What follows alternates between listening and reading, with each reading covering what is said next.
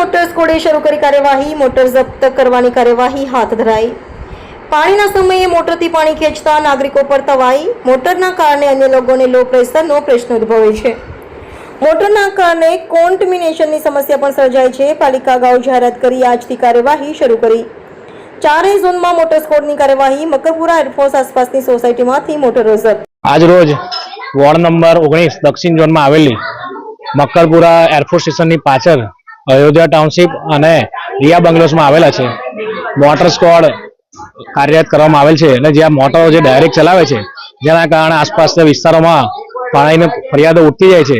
શહેરના ચારેય ઝોનમાં આ રીતે કાર્યવાહી હાથ ધરવામાં આવેલ છે, જેમાં આજ રોજ અયોધ્યા ટાઉનશીપમાં કામગીરી હાથ ધરવામાં આવે છે।